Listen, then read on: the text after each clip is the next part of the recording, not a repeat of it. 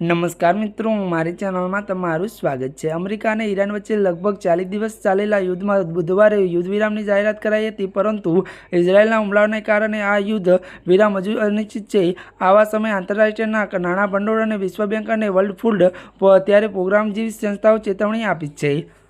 મધ્ય અને પૂર્વના ચાલતા યુદ્ધના કારણે દુનિયાભરમાં માત્ર ઉર્જા સંકટ પેદા નથી થયું, પરંતુ ખાદ્યની ત્યારે અનિશ્ચિતની પણ સમસ્યા ઊભી થઈ છે। આગામી સમયમાં સમગ્ર દુનિયામાં અનાજના ભાવમાં તીવ્ર ઉછાળો આવી શકે છે।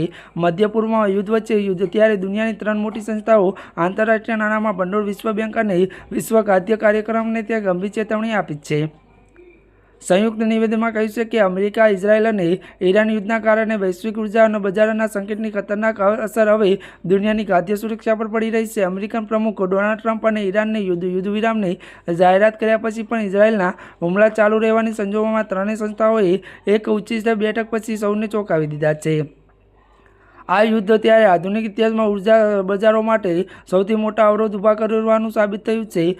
ઓઇલ અને પ્રાકૃતિક ગેસના ભાવમાં પ્રતિ તીવ્ર વધારાની માત્ર પરિવર્તન મોંઘું નથી કર્યું, પરંતુ સંપૂર્ણ સપ્લાય ચેઇન ત્યારે અસર પર કરી રહી છે। તેને ઉમેર્યું છે કે યુદ્ધના ક્ષેત્રોમાં ખાદ્ય ઉત્પાદન અસર થઈ છે, તેના ભાવ વધવાની ખેતીના ખર્ચ પણ વધી ગયા છે।